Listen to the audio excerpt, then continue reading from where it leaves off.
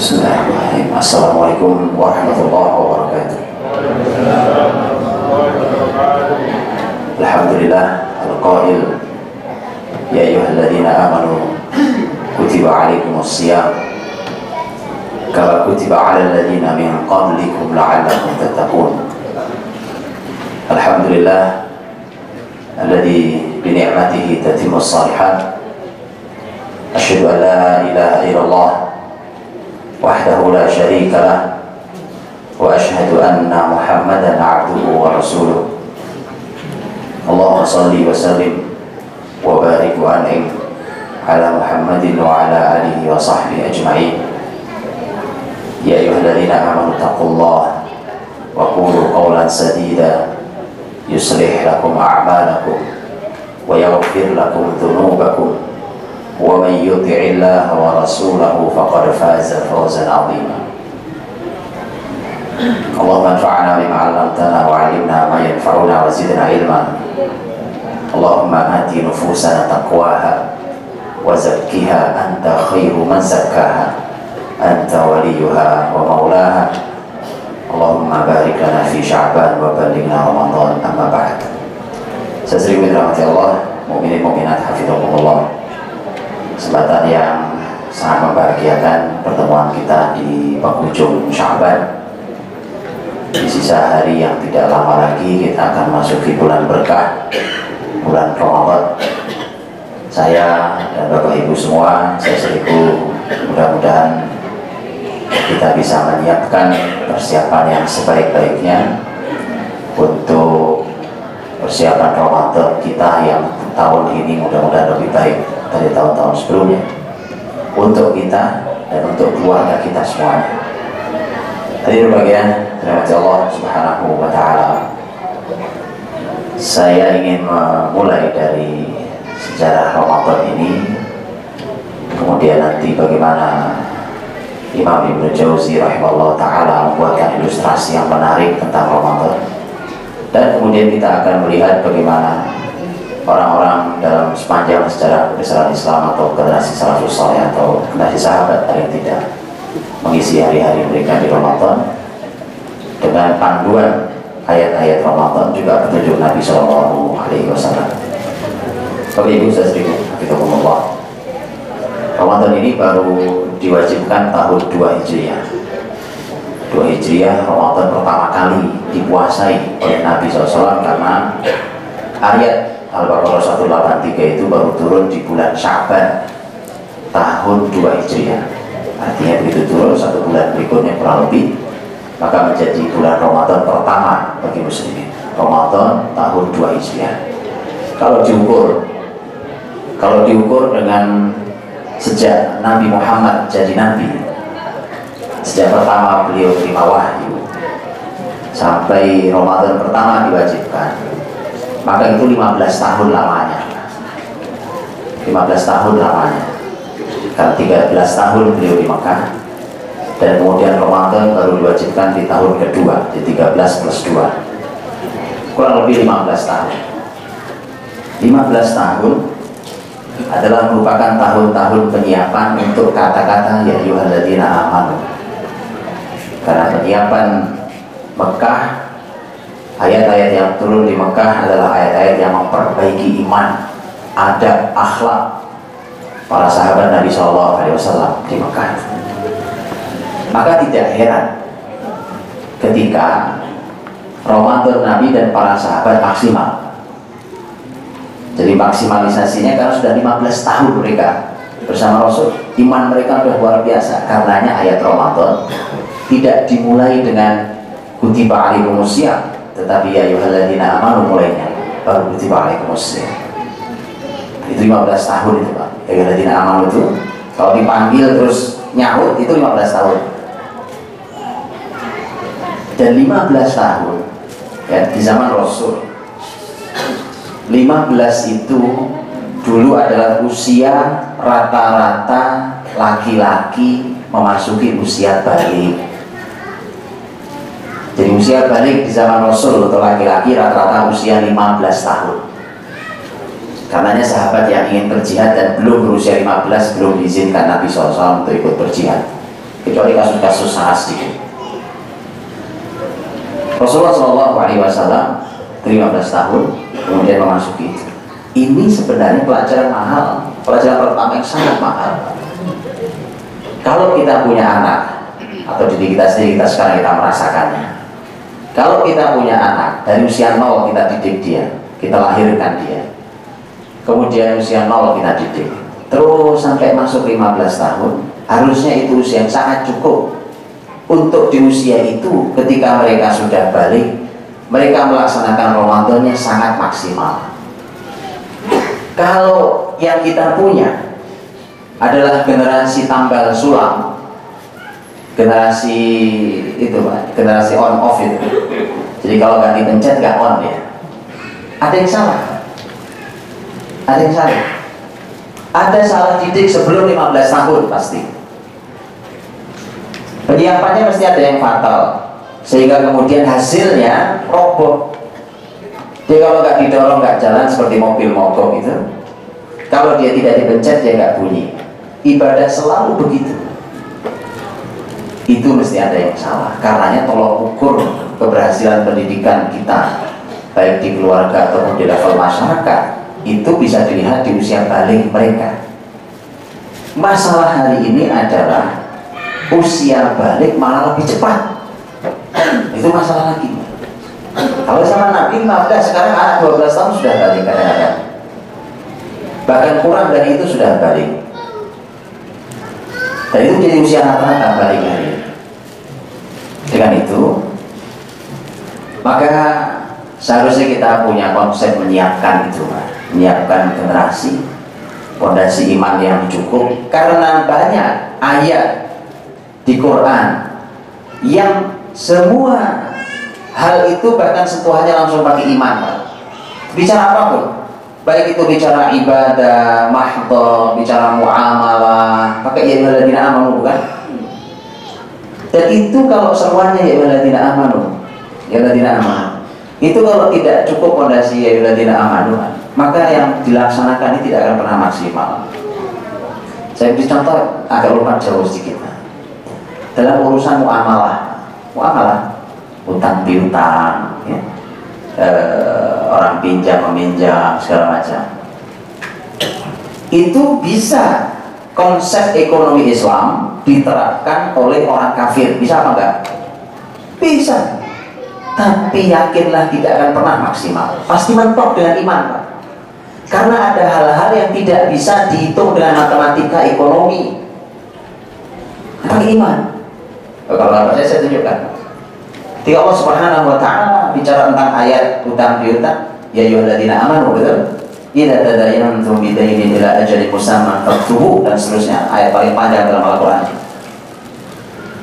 Kemudian lihat ayat tentang muamalah, umpamanya ketika Allah Subhanahu wa Ta'ala menyampaikan tentang hutang piutang, wa in kana dzu usratin fa nadhiratun ila maisarah.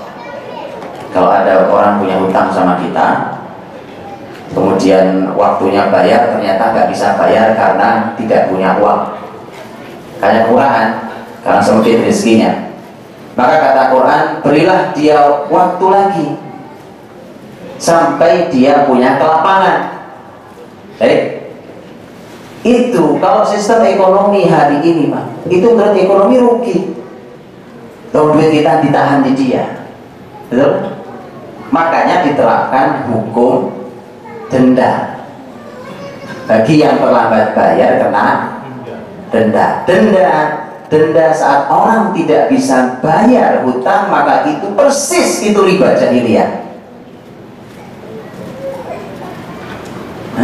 Riba jahiliyah persis. Karena riba jahiliyah itu konsepnya adalah imma an taqdi wa imma an turbi. Anda bayar sekarang karena sudah jatuh tempo, atau Anda kena denda. Persis itu konsepnya. Itu riba dulu jahiliyah, dari hapus sama Islam. Kalau konsep ekonomi umpamanya tidak pakai iman, mesti ada mentoknya Pak. Mesti ada mentoknya. Ini perlu iman. Sekarang di mana ada bank yang begitu? Bank syariah sekalipun, mohon maaf saya. Makanya tanpa iman tidak bisa. Sempurna tak mungkin. Mungkin jalan, mungkin, tapi tidak pernah sempurna. Padahal ayat-ayat Ramadan, di ayat Ramadan, di ayat yang ke 185, ketika Allah menyampaikan tentang Ramadan, bahasa 185 di tengah ayatnya mengatakan walitukmilul iddah. Walitukmilul iddah, kata ikmal, al-kamal itu artinya sempurna. Sempurnakanlah hitungan Ramadan. Beda atau tidak kalau saya katakan menyelesaikan Ramadan dengan menyempurnakan Ramadan? Beda kan? Beda. Quran maunya bukan menyelesaikan Ramadan, tetapi menyempurnakan Ramadan. Perintah malah walitukmilul iddah, sempurnakan hitungan Ramadan kalian, sempurna Ramadan sampai akhir, sempurna. Kalau orang sekolah lulus, asal lulus itu selesai namanya. Tapi kalau mau sempurna, nilainya baik, gitu? Iya, itu bedanya. Nah, begitu dirahmati Allah SWT. Jadi Rasul Shallallahu Alaihi Wasallam ketika tahun 2 Hijriah baru mendapatkan perintah untuk siam Ramadan, itu ternyata karena Masya Allah ada hikmah besar tentang penyiapan untuk ya ayyuhalladzina amanu ya 15 tahun sendiri sampai datang perintah. Karena memang ayat-ayat tentang syariat itu banyak turun di Madinah. Di Mekah ada tapi tidak banyak. Rata-rata turun di Madinah. Mengapa? Fondasinya sudah siap. Masyarakat Muslim sudah siap. Mau bicara ekonomi, mau bicara hubungan internasional, mau bicara kerjasama dengan orang-orang kafir, itu konsep fondasinya sudah utuh dan kuat. Baru kemudian diberikan beban, itu gak roboh. Hari ini kita fondasi tidak cukup, beban syariat ini terlalu banyak, akhirnya roboh lah kita ini. Islam tak pernah bisa kita nikmati. Kalau sesuatu tidak bisa dinikmati, kita tahu sendiri hasilnya. Namanya barang gak dinikmati, Pak. Namanya beban, tahu beban ya? Beban itu kalau saya manggul karung, Pak. Baik, begitu manggul saya jalan berapa ratus meter, saya letakkan karung saya bersyukur atau saya sedih, Pak? Bersyukur, alhamdulillah, tahu sudah selesai. Lihat, begitulah syariat ini rata-rata beban. Takrif dalam bahasa fikihnya namanya. Takrif. Karenanya siam Ramadan itu beban. Jadi kalau kita ngajari anak kita puasa, itu kita sebenarnya sedang menaruh beban di dia, Pak. Ya, ada beban di dia. Kalau namanya beban, siapapun gak ada yang mau. Gak ada yang mau dengan beban. Kalau mau dia panggul sekarang kuat, dia berharap segera selesai, ini segera ditaruh bebannya. Apa yang membuat beban itu bisa dinikmati? Karena cinta. Cinta. Kalau cinta, maka Ramadan itu bisa dinikmati. Nah, nanti kita lihat bagaimana Rasul menyampaikan tentang pembahasan tentang masalah Ramadan penuh dengan at-targhib tentang cinta, yang supaya orang punya cinta untuk masuk ke Ramadan. Kembali pada sejarah Ramadan kita, bahwa tahun 2 Hijriah Ramadan pertama Nabi Shallallahu Alaihi Wasallam, dan Nabi Shallallahu Alaihi Wasallam Ramadannya cuma 9 kali. Cuma 9 kali. Rasulullah Shallallahu Alaihi Wasallam wafat tahun 11 Hijriah, dan beliau wafat bulan Rabiul Awal, tidak sampai Ramadan. Tahun 11 itu tidak sampai Ramadan. Berarti Ramadan terakhir Nabi tahun 10. 2 sampai 10 itu 9 kali Ramadannya. 9 kali Ramadan. Nabi Ramadan hanya 9 kali. Di usia-usia kita sekarang ini sudah berapa kali Ramadannya? Itu sudah sangat banyak. Jadi Ramadan kita ini rata-rata sudah lebih banyak dari Ramadannya Nabi dan para sahabat, sebagian sahabat. Tapi kenapa hasil tidak semaksimal mereka, itu masalahnya. Itu yang mudah-mudahan bisa kita kupas hari ini. Kemudian satu lagi tentang masalah, sebuah catatan saja, sebuah catatan. Ramadan Nabi SAW memberikan sebuah peristiwa isyarat mahal tentang sebuah peristiwa. Karena Ramadan pertama Nabi SAW justru ditandai dengan perang besar pertama yang terjadi antara muslimin dan kafir Quraisy Makkah. Terjadi perang Badar. Itu terjadinya pada tanggal 17 Ramadan tahun 2 Hijriah. Jadi orang Indonesia lagi memperingati nuzul Quran, Nabi lagi jihad. Ada tahu kalau nuzul Quran itu 17 Ramadan nggak tepat? Ada tahu nggak? Tahu nggak? Kalau 17 Ramadan dianggap nuzul Quran itu nggak tepat, tahu? Nggak tahu. Nggak usah jelasin, aja cari sendiri ilmunya ya. Itu nggak tepat tanggal itu. Dan itu sudah dibahas oleh para ulama. Kalau 17 Ramadan dianggap nuzul Quran itu tidak tepat. Betul? Simple. Quran itu Allah sampaikan tentang Quran bahwa Quran diturunkan di Ramadan ya. Inna anzalnahu fi lailatul qadar.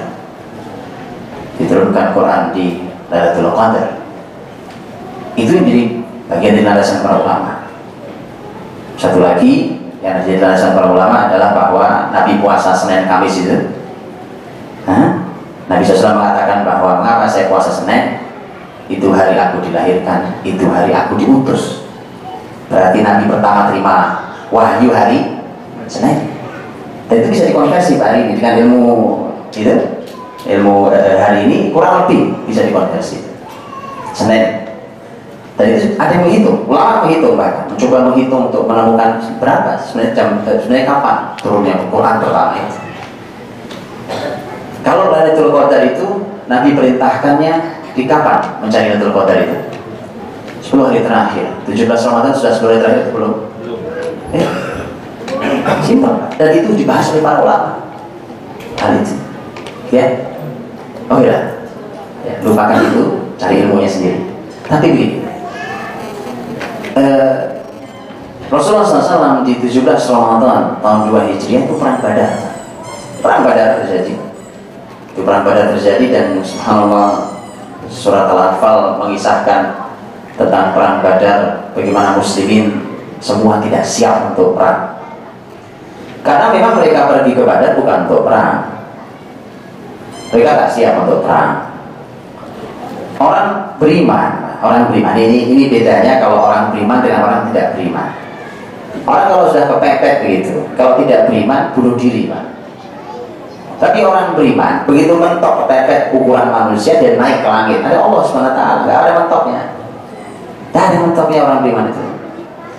Nggak ada putus asanya. Putus asa itu urusan orang kafir. Orang beriman nggak ada putus asa. Akhirnya karena tidak mungkin lari dari medan pertempuran yang tak diduga itu, maka mau tidak mau tidak ada jalan lain kecuali muslimin bersungguh-sungguh minta pada Allah.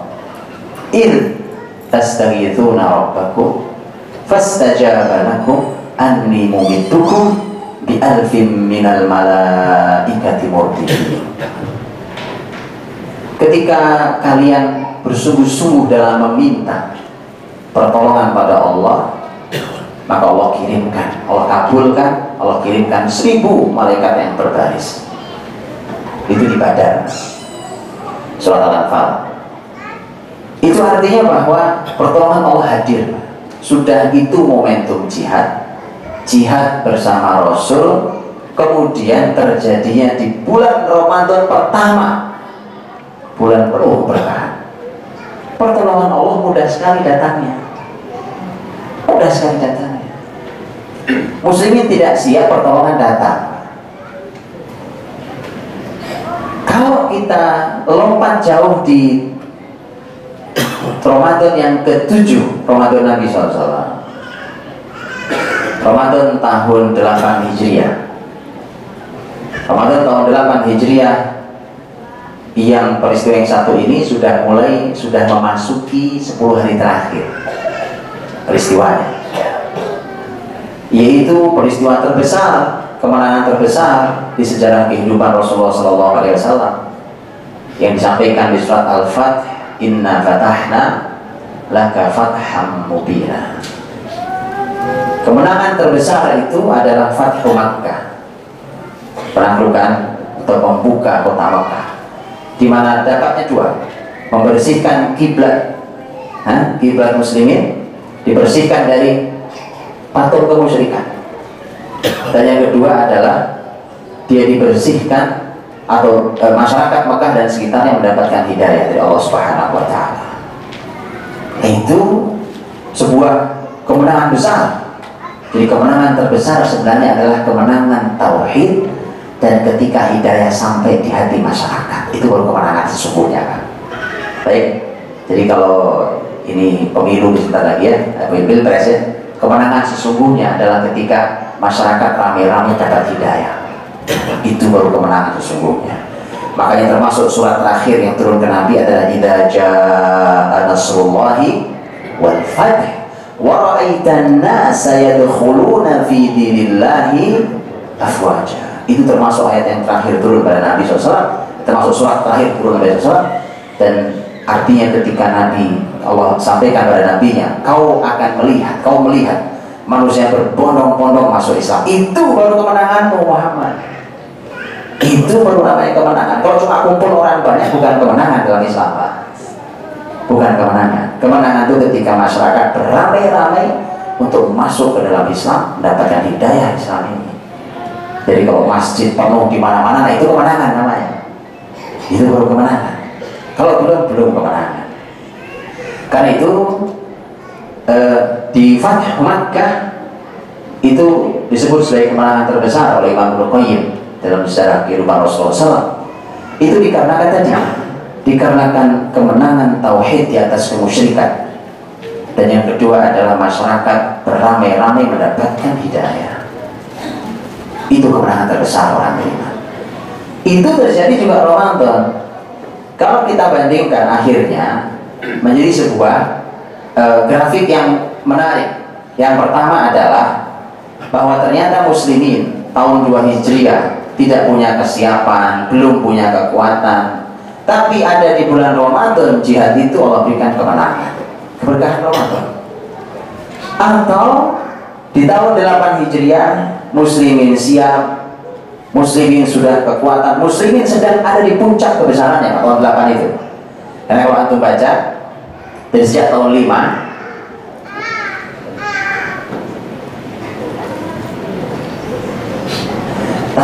Hijriah itu adalah tahun di mana orang-orang Quraisy yang merupakan musuh Nabi nomor 1 itu sudah tidak berani lagi maju sendirian untuk melawan muslimin di Madinah.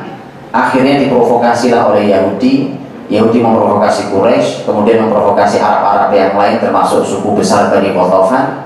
Kemudian bersatu mereka dan mengeroyok muslimin. Kemudian mereka mengepung Madinah, terjadilah namanya Ahzab, Al-Ahzab atau Khandaq. Ternyata mereka juga tidak menang. Sudah rame-rame pun tidak menang. Akhirnya tahun 6 Hijriah Quraisy nyerah. Quraisy angkat bendera putih, kemudian mereka minta perjanjian damai dengan Rasul. Mereka minta janji damai, Muhammad, kita nggak usah perang 10 tahun, gencatan senjata 10 tahun. Tahun 7 Nabi selesaikan Yahudi di pusat Yahudi di Khaybar. Selesai Khaybar, muslimin memiliki. Jadi Nabi sedang sampai puncak kebesaran, terus naik. Tahun 8 itu memang puncaknya. Jadi muslimin sedang di atas angin kalau bahasa kita.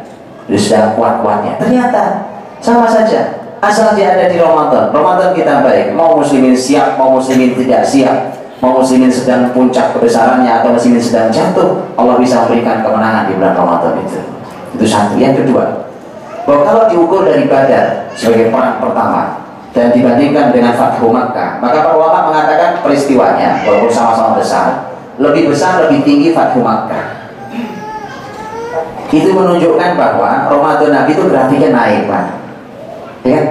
Dari tahun ke itu naik, dari tahun ke tahun. Jadi kalau grafik Ramadan kita turun, itu salah. Tahun lalu kita ibadahnya apa, tahun sekarang apa, ya. Harus diukur, karena grafik Nabi naik. Dan Rasul tidak wafat kecuali tadi, wa ra'aitan nasa yadkhuluna fi dinillahi afwaja.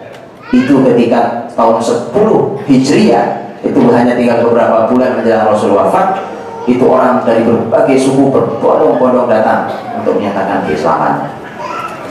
Saya kira itu sudah ada kan? Tidak ada itu.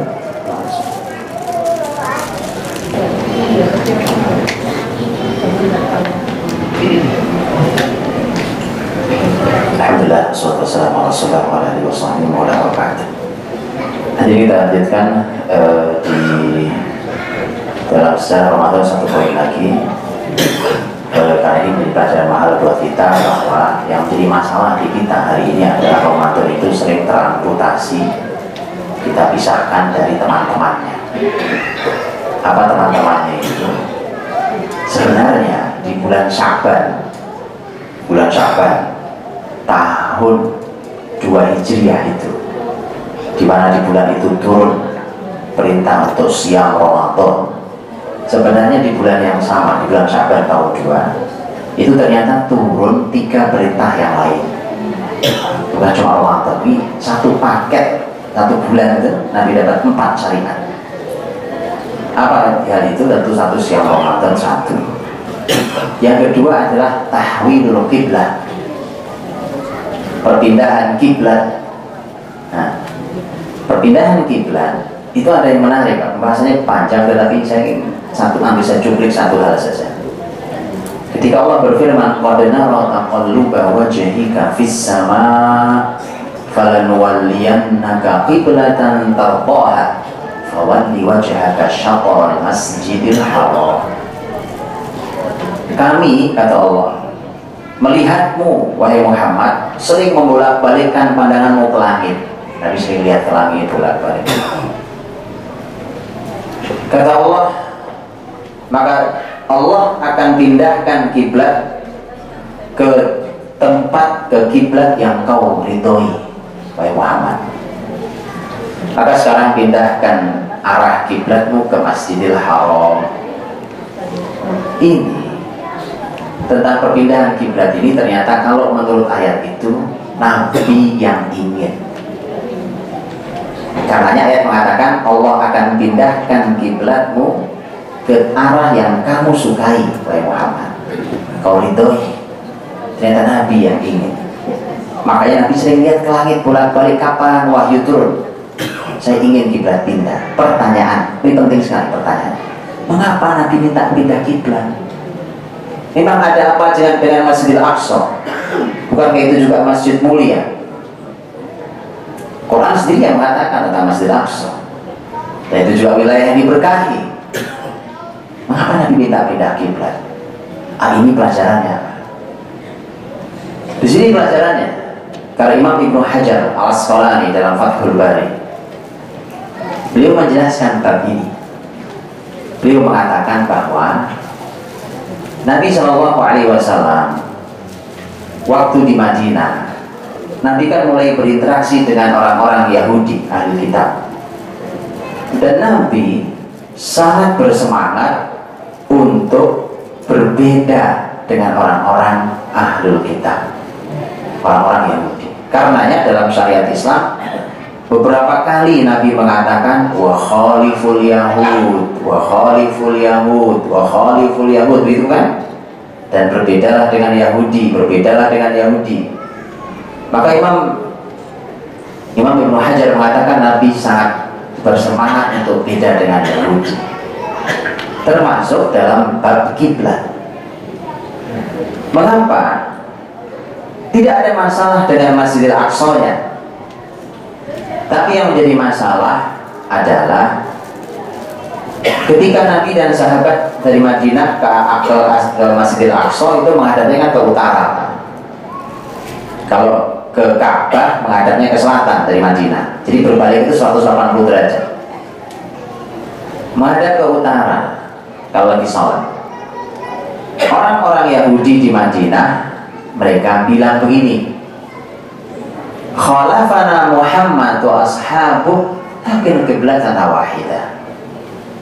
Walaupun Muhammad dan sahabat-sahabatnya itu sering kali berbeda dengan kita, tapi kiblat kita satu kok, gak apa-apa. Nabi tidak mau disama-samakan dengan Yahudi. Itu roh dari perpindahan kiblat. Itu yang jarang kita tahu. Jadi orang sholat itu Pak, ketika kita menghadap ke Baitullah hari ini, ke Ka'bah, itu ada sebuah ruh besar, yaitu bahwa Nabi tidak mau hidupnya sama dengan Yahudi. Jadi jangan pisahkan Ramadan dari itu, dari ruh itu. Orang beriman harus berusaha semaksimal mungkin untuk membersihkan hidupnya dari berbagai macam budaya Yahudi, kebiasaan Yahudi, Nasrani, dan seterusnya. Bagaimana orang siang Ramadan rajin ya Pak, tapi kehidupannya dia sesuai dengan syariat Nabi hanya ketika sholat, puasa, haji, umroh, ya, zakat, sedekah. Tapi kehidupan muamalahnya kehidupan Yahudi, Nasrani, Majusi. Akhirnya tidak pernah efektif Ramadan kita. Itu semua fondasi-fondasi dasar. Sebelum kita bicara amalia, karena selama ini kita bicara Ramadan langsung amalia Pak. Amalia itu tinggal pancangan, tiang-tiang itu terpancang. Ada fondasi-fondasi dasar kita nggak pernah bahas. Jadi kita langsung bicara amaliyahnya, qiyamul lailnya, tarawihnya, baca Quran. Ya itu benar. Itu nanti. Karena ini bangunan ini didirikan di bawah fondasi yang kokoh Pak. Tanpa fondasi kokoh kita tidak bisa bangun bangunan semegah ini. Maka ini ketahui dulu kiblat, perpindahan kiblat. Kan masih banyak pelajaran lain dari tahwil kiblat. Jadi siang Ramadan perpindahan kiblat. Apa yang ketiga? Yang ketiga diwajibkannya zakat. Zakat diwajibkan dengan semua hitungannya. Kita tahu ada berbagai macam zakat ya. Ada zakat mal, yang zakat mal itu macam-macam. Ada pertanian, ada peternakan, segala macam. Itu semua aturan itu turun tahun 2 bulan Sya'ban. Zakat. Orang puasa rajin, zakat dilalaikan. Bagaimana mau istimewa? Tidak pernah terpisahkan. Bahkan kita tahu di Ramadan ada zakat khusus, yaitu zakat fitrah. Zakat fitrah, zakat khusus sekali. Jadi orang-orang beriman harus mulai melihat hartanya Pak. Alhamdulillah hari ini Masya Allah, biar masyarakat untuk sadar tentang kewajiban harta itu alhamdulillah bagus. Mudah-mudahan bisa terus lanjutkan. Dan yang keempat syariatnya turun adalah jihad. Wajib berperang. Jihad artinya perang Pak. Ya ini juga saya perlu sampaikan. Ya rata-rata kata jihad dalam Quran artinya perang. Hanya sedikit yang kata jihad itu artinya bukan perang. Karena itu tidak usah segan-segan. Kita ini suka menunjukkan sesuatu yang malah melanggar syariat. Kita tadinya ingin memoles tampilan Islam supaya kelihatannya bijak, lembut, malah melanggar syariat akhirnya. Islam lembut gak usah diajari Pak. Islam paling lembut agamanya. Islam damai gak usah diajari. Cari Pak, di mana ada negeri yang dimasuki muslimin terus di bumi hanguskan? Gak ada. Gak ada Pak. Kalau muslimin diusir, di bumi hanguskan, dibunuh, dibantai, dijadikan budak, itu sejarahnya banyak. Baca sejarah Andalus kalau ingin tahu. Dan membedakan dengan ketika muslimin masuk pertama kali Andalus. Jauh sekali. Jadi urusan damai, urusan cinta, urusan kasih sayang, urusan lembut, urusan senyum, Islam ahlinya. Tetapi tidak usah segan-segan bahwa Islam mewajibkan perang. Itu ayat. Kutiba alaikumul qital. Ayatnya kutiba juga. Kita tahu itu. Di Al-Baqarah ada 4 kutiba juga kan? 4 kutiba. Yang kita tahu kutiba cuma siang saja. Padahal sama-sama kutiba. Kenapa kita pilih kasih? Hanya Ramadan kita pedulikan. 4 kutiba di dalam surat Al-Baqarah. 4 di Al-Baqarah. Di antaranya kutiba alaikumul qital. Diwajibkan pada kalian perang. Benar bahwa perang itu ada fikihnya, fikih jihad, supaya tidak salah, supaya tidak hanya orang ngamuk, bukan jihad itu namanya ya, atau sekadar orang kemudian membuat kerusakan, itu bukan jihad namanya. Ada fikihnya dalam Islam, fikih jihad sama kayak fikih sholat, fikih siam, fikih jihad ada. Nah ini artinya kemudian tidak terpisahkan. 4 poin yang tak terpisahkan. Jadi Ramadan pertama Nabi SAW adalah Ramadan di mana Nabi sudah berpindah kiblat, di mana kemudian Nabi sudah berpuasa pertama, kemudian di sana mulai berlaku zakat secara resmi, kemudian di sana ternyata jihad pertama yang besar itu perang Badar. Bayangkan, begitu turun perintah bulan Sya'ban, Ramadan semua 4 jalan.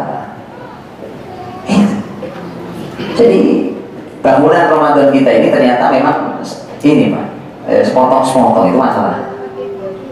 Ya, kita menolak syariat yang ini, kita terima yang ini, kita terima ini, kita tolak yang ini ya. Compang-camping syariat ini. Dalam syariat dalam diri kita ini. Baik. Kalau ini dalam hati Allah Subhanahu wa ta'ala, di dalam contoh yang disampaikan dalam amaliyah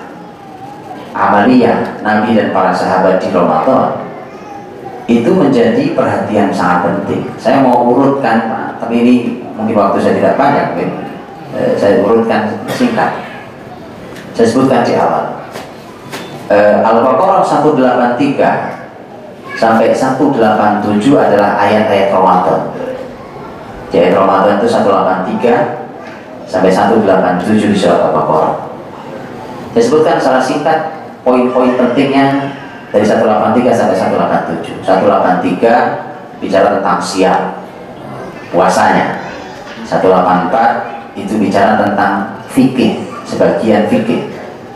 Bahkan di sana 184 itu ada pembahasan tentang sentuhan tentang masalah memberi makan orang miskin.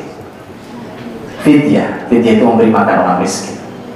185 berbicara tentang Al-Quran, Syahrul Ramadan alladzi unzila fil Quran hudan linnas wa bayyinatin minal huda wal furqan.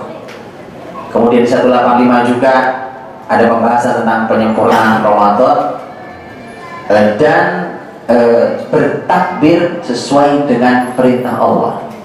Walitukabbiru al-iddata walitukabbirullaha ala ma hadakum wa la'allakum tashkurun. Jadi bertakbir. Berarti kalau sudah selesai Ramadan, takbir artinya takbir Idul Fitri. Harus sesuai dengan petunjuk Allah. 186 berbicara tentang doa. Wa idza sa'alaka 'ibadi 'anni fa inni qarib ujibu da'watad da'i idza da'ani fastajibu li wal yu'minu bil 'alahum yarshudun. 186. 187 berbicara tentang masalah keluarga. Uhilla lakum lailatas siyami rafatu ila nisaikum kunna libasul lakum wa antum libasul lahun, dan seterusnya. Bicara suami istri, keluarga. Dibicarakan di ayat itu, bahkan sampai Allah berbicara tentang berharap mendapatkan anak di bulan Ramadan di ayat itu. Fal ana bashiruhunna wabtaghu ma kataballahu lakum. Maka sekarang wahai para suami, campurilah istri kalian di malam Ramadan itu ya. Campurilah istri kalian dan carilah apa yang ditakdirkan Allah untuk kalian. Para ulama tafsir mengatakan yang ditakdirkan oleh Allah untuk kalian, makna yang paling kuat adalah anak. Berkah Pak, Masya Allah, anak Ramadan. Berkah luar biasa. Sampai di keluarga. Kalau kita boleh buat temanya keluarga. Di 187 juga ada sentuhan ayat, sentuhan kata. Wala tubashiruhunna wa antum ma'akifun fil masajid. I'tikaf. Ya, ada berapa poin tadi saya nggak tahu. Itulah 183 sampai 187. Al-Quran tidak menyebut semua amaliyah Ramadan. Tetapi kalau Al-Quran menyampaikan sesuatu, maka sesuatu itu wajib mendapatkan perhatian yang lebih. Tadi dari poin-poin tadi ada sholat tarawih apa tidak? Tidak ada sholat tarawih. Tak ada qiyam Ramadan. Qiyam Ramadan adanya di hadis Nabi yang sahih. Man qama Ramadhana imanan wa ihtisaban ghufira lahu ma taqaddama min dhanbi. Ini keutamaan qiyam Ramadan, Masya Allah, luar biasa. Artinya begini, qiyam Ramadan laksanakan dengan semangat semaksimal mungkin seperti yang selama ini sudah kita laksanakan. Tetapi poin-poin yang disebut di Quran ini, kalau kita tidak semangatnya sama dengan itu, jadi salah Pak. Sekarang ini qiyam Ramadan di bulan Ramadan sunnah apa wajib hukumnya? Hah? Sunnah, tidak pernah naik jadi wajib ya. Tidak pernah naik jadi wajib. Iktikaf sunnah apa wajib? Sama berarti. Tetapi bedanya, iktikaf disebut dalam Quran. Disebut dalam Quran. Tarawih tidak disebut dalam Quran, tapi disebut dalam dua-duanya syariat. Dua-duanya syariat, jangan salah paham.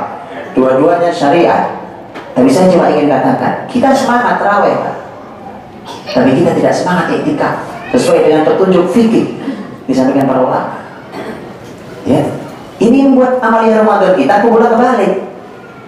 Bagaimana mau maksimal? Begitu? Saya ulas sedikit saja. Poin-poin ini. Siang Ramadan selesai pembahasannya. Ya, fikih, ilmu fikih Ramadan mau dipelajari, Pak. Mau dipelajari fikih Ramadan dan tolong sampaikan, terutama pada anak-anak kita. Ya, anak-anak kita sampaikan fikihnya. Kalau bapak ibunya nggak tahu kebangetan juga. Ramadan udah 30 kali masih juga nggak paham fikih Ramadan. Ya, pertanyaan itu lagi dari Ramadan ke Ramadan, ya. Cobalah berkembang sedikit pertanyaan itu. Pertanyaan cuma itu lagi dari Ramadan ketemu itu lagi. Dan nanya dia lagi, ya kan? Subhanallah, ya kan? Coba belajar, Pak. Boleh nggak Ustaz? Qiyamul lail lagi, ya kan? Qiyamul lail lagi kalau sudah tarawih, padahal sudah tutup dengan witir. Loh, kita Ramadan udah puluhan kali, Pak. Pertanyaannya masih sama aja. Tolong belajar, Pak. Tolong belajar ilmu ini. Kita ketemu Ramadan setiap tahun. Tiap tahun kita ketemu Ramadan. Ilmu nggak naik-naik. Quran bicara fikih Ramadan. Itu ayat 184 dan 185. Saking pentingnya, Pak. 2 kali diulang. Tentu bukan pembahasan fikih detail. Fikih detail ini silakan dipahami, dipelajari di dalam pembahasan fikih Ramadan. Ajari anak-anak kita tentang fikih Ramadan itu. Itu tugas kita sebagai orang tua. Jangan cuma diserahin ke sekolah, Pak. Tugas kita, nanti sisi Allah ditanya kita, Pak. Kita jadi PR buat kita. Fikih Ramadan. Ada pembahasan tadi saya katakan 184, ada pembahasan tentang masalah orang miskin. Orang miskin, Bapak Ibu yang dirahmati Allah. Orang miskin itu di bulan Ramadan lapang tempatnya. Ya, fidyah Ramadan untuk siapa? Orang miskin. Zakat fitrah untuk siapa? Fakir miskin. Bahkan kalau ada orang yang hitung zakat malnya juga punya catat fakir miskin. Kalau ada kesalahan suami mencampuri istrinya di siang hari Ramadan, ada satu hukuman, ada 3 poin, tapi diurus dengan urutan. Salah satunya adalah memberi makan 60 fakir miskin. Jadi orang fakir miskin di bulan Ramadan dibuat nyaman sekali. Bahkan orang-orang yang kaya, orang-orang yang berkecukupan diminta untuk merasakan laparnya orang miskin. Jadi orang miskin itu nyaman. Maka tolong buatkan program setidaknya di keluarga kita, bagaimana keluarga kita di Ramadan menyamankan orang miskin. Penting.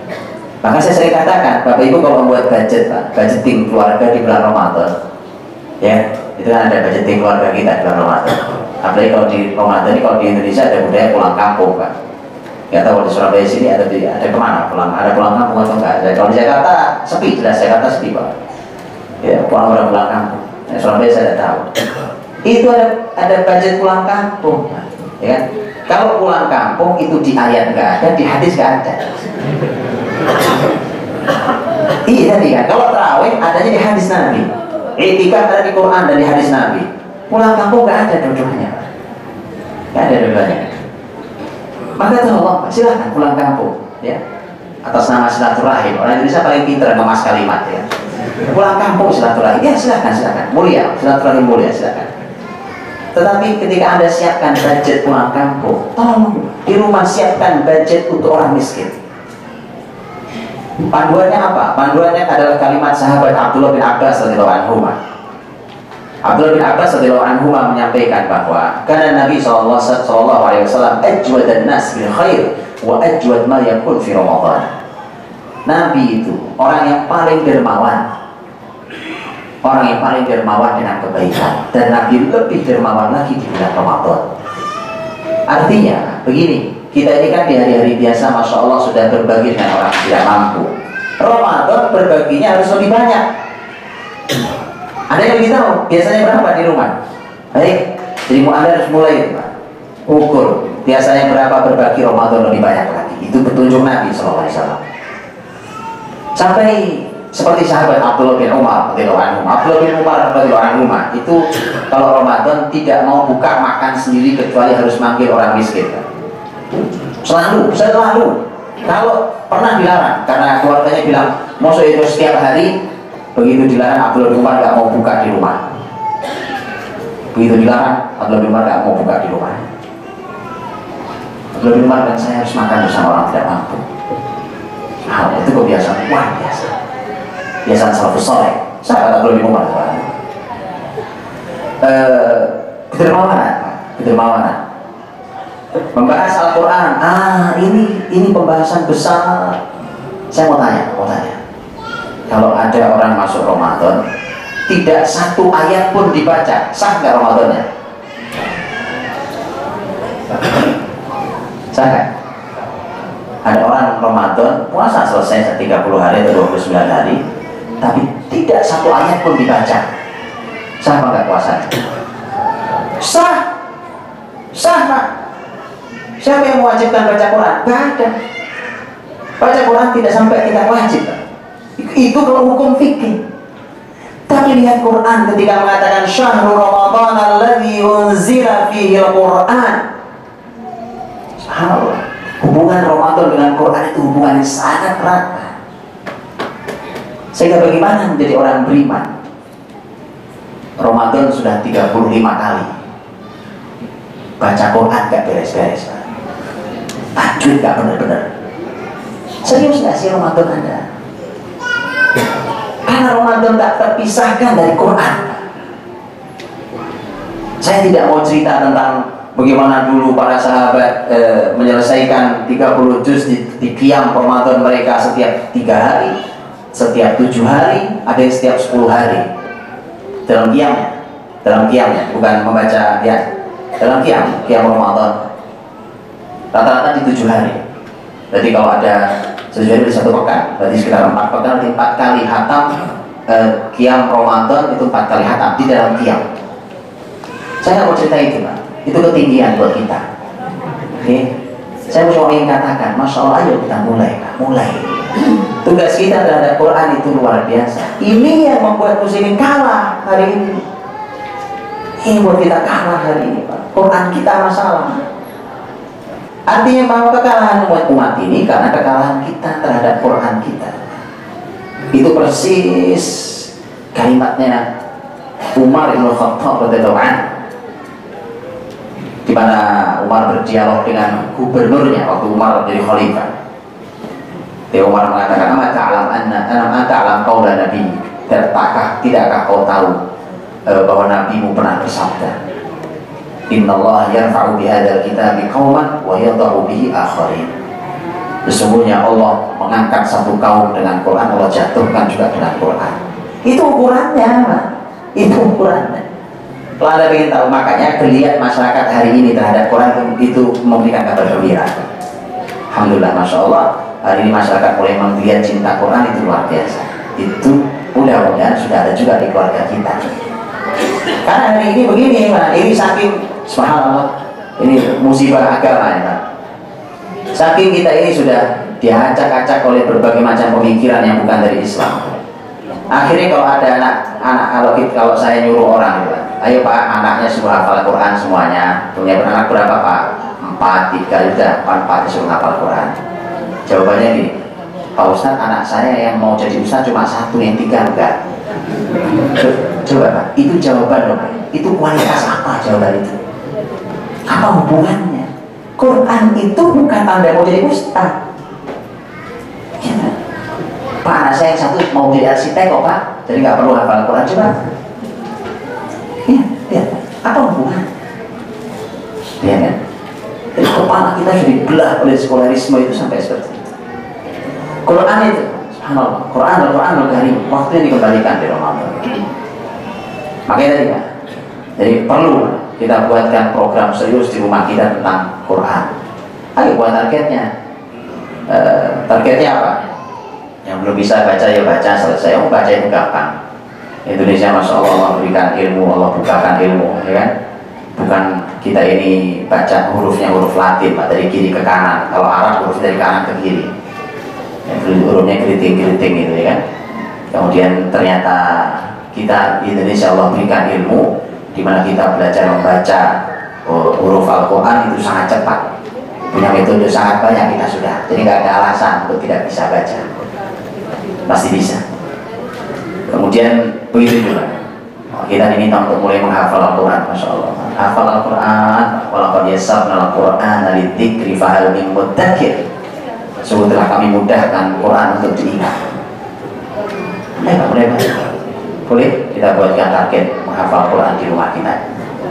Saya tidak, tadi saya katakan, saya tidak mau membahas tentang Imam Syafi'i 60 kali selesai Quran di Ramadan, ini 30 kali. Nah, tak usah bicara itu ketinggian. Gini, saya bilang satu, saya cuma ingin katakan satu, khatam Quran Ramadan ini cukup sekali kan? Cukup sekali. Apa panduan landasan saya? Hadis Nabi SAW bahwa Jibril itu datang untuk murojaah Quran hanya sekali, selesai. Kecuali di tahun terakhir Nabi, Ramadan terakhir 2 kali selesainya. Baik, jadi ada panduannya. Kalau setelah itu para ulama salafus saleh banyak, silakan yang sanggup. Tapi sekarang apa? Tapi saya mau poin kedua. Poin kedua apa? Hudal linnasi wa bayyinatin minal huda wal furqan. Quran itu jadi petunjuk, Pak. Gimana jadi petunjuk kalau kita nggak paham bahasanya? Hah? Ini tadi ada petunjuk jalan, kita tadi sempat nyasar, Pak. Bukan nyasar, sempat belok salah.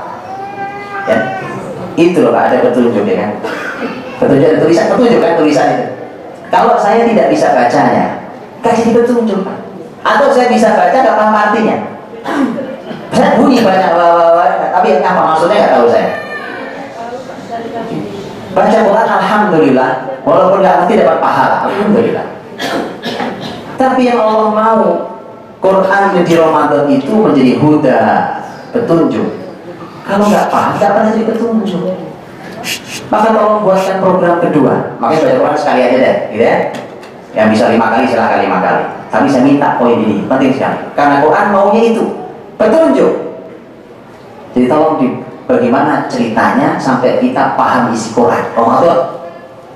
Umpamanya ada 2, ada 1 terjemahan, 1 tafsir. Oke, terjemahannya Pak, terjemahan Anda punya target membaca terjemahan selesai dari awal sampai akhir. Ya kecuali yang bisa bahasa Arab, yang bisa bahasa Arab, ya baca terjemahan. Yang kedua tafsir, Pak.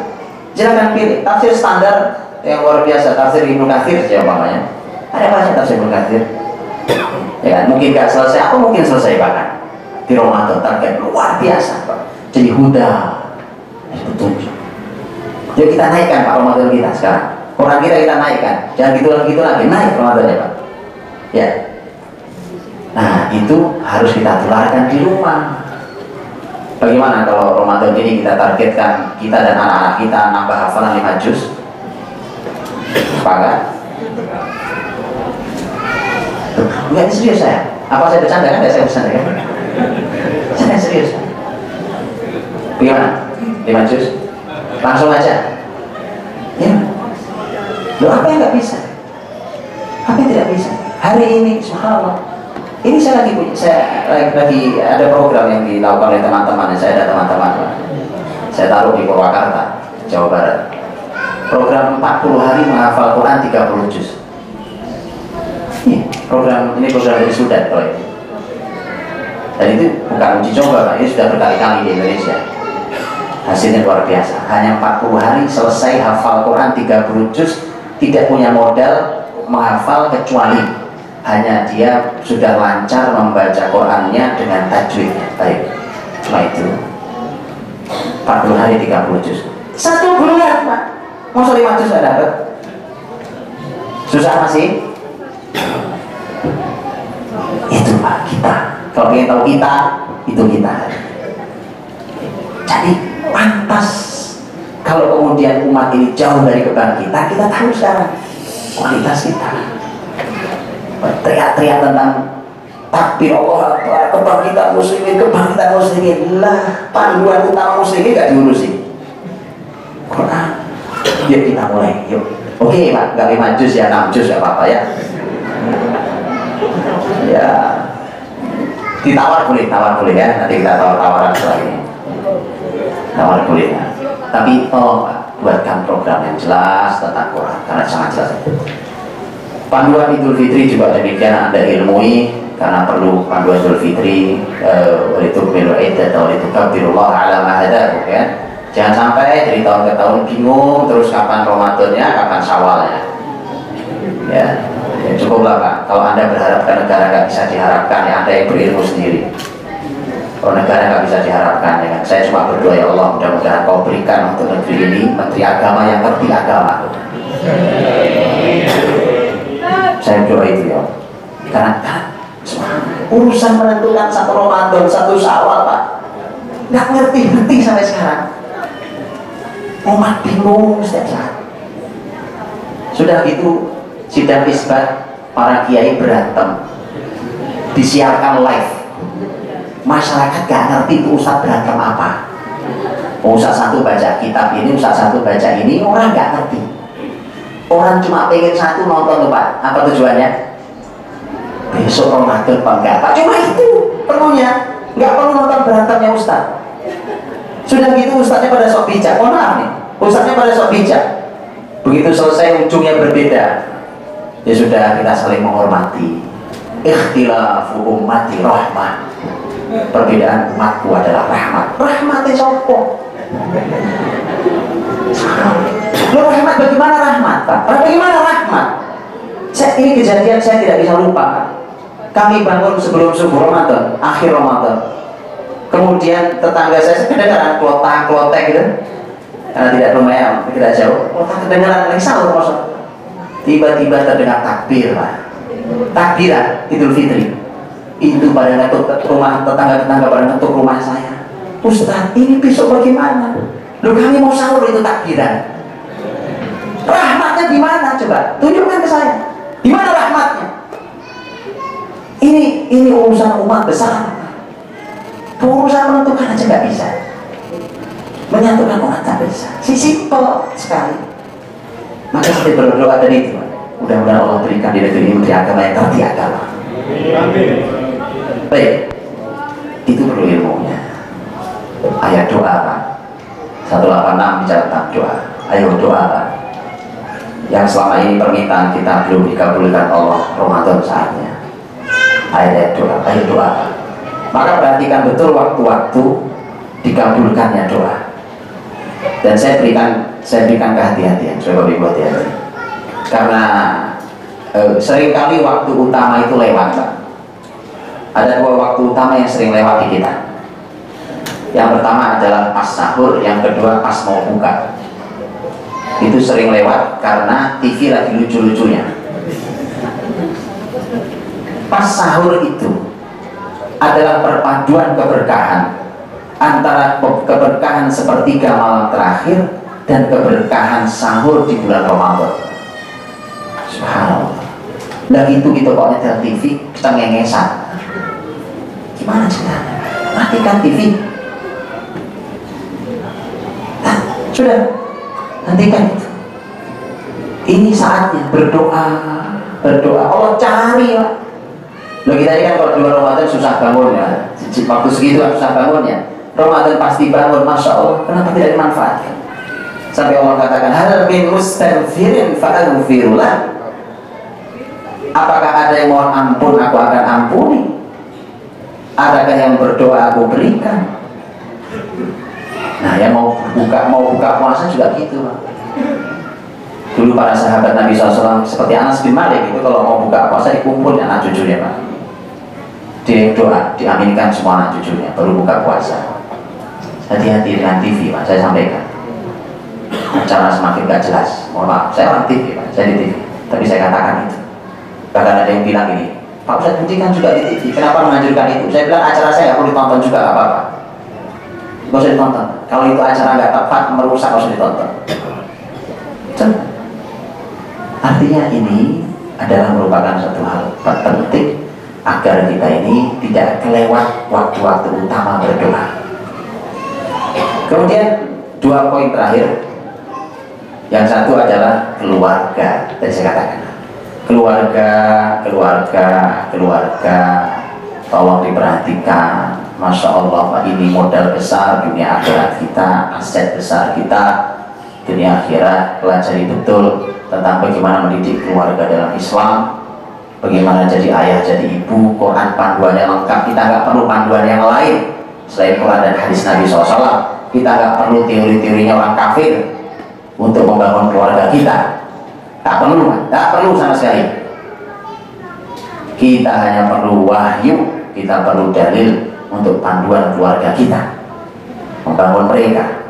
Kalau Anda ingin tahu gagalnya konsep hari ini adalah lihat hasil generasi hari ini.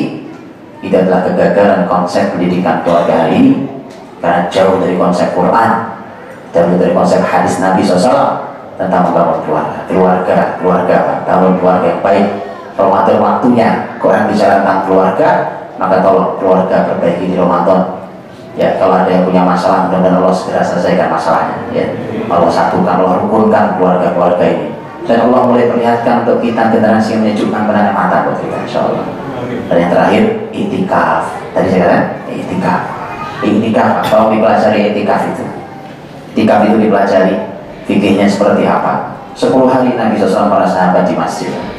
Bahkan di Ramadan terakhir Nabi itikaf 20 hari lamanya. Ramadan 20 hari terakhir. Oke, sudah.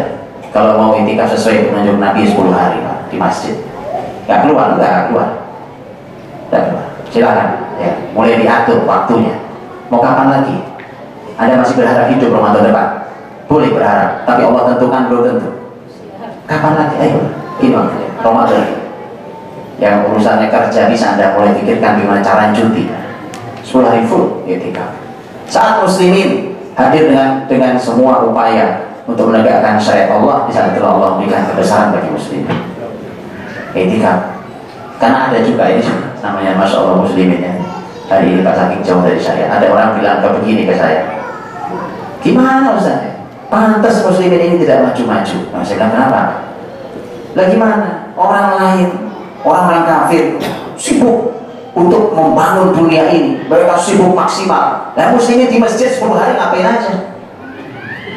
Itu wallahi kalimat itu pernah sampai ke saya dari seseorang langsung. Saya saking bingungnya jawab, saya bingung saya jawabnya akhirnya Pak. Ya saya mau jawab apa gitu. Ini orang rusak dari pondasinya. Sampai bingung saya jawabnya. Gimana jawabnya saya? Saya cuma bilang Pak, yang Anda harapkan muslimin bangkit hari ini, kemudian ada kritik itikaf 10 hari di masjid. Anda perlu tahu, waktu muslimin menegakkan itikaf 10 hari ada di mana-mana dilaksanakan muslimin dari sejak zaman sahabat, salafus saleh dahulu. Mereka justru mimpin bumi Pak. Begitu Anda tinggalkan syariat Allah, bahkan Anda hina dengan cara seperti ini karena Anda tidak tahu, maka lihat hasilnya, muslimin jatuh. 10 hari Allah minta dari 1 tahun yang kita punya untuk fokus pada Allah Subhanahu wa Ta'ala. Ayo Pak, dipelajari etikafnya. Yang laki-laki, anak-anak Pak, tolong diajari Pak. Ajari ke masjid. Nanti Anda akan ringan didik anak itu. Betul. Karena di masjid ini cahaya Allah. Cahaya Pak. Surat An-Nur 35-36. Di surat An-Nur 35 bicara tentang masalah cahaya. Tentang Allah nur samawati wal ardh. Mathalul nuri kamishkah dan seterusnya. Ayat 36 Allah berfirman fi buyutin adinallahu an turfa' wa yudhkara fiha ismuhu yusabbih lahu fiha bil ghudwi wal asal. Tentang masjid Allah SWT.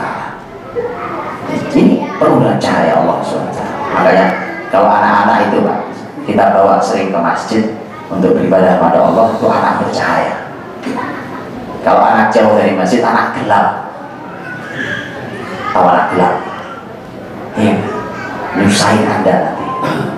Ramadan saat tepat, latih mereka dengan penuh kecintaan agar mereka cinta masjid, cinta Ramadan, cinta ibadah, cinta Quran dan seterusnya.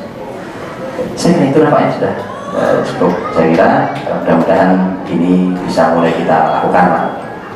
Bukan hanya untuk kita, tapi untuk kita, untuk keluarga kita.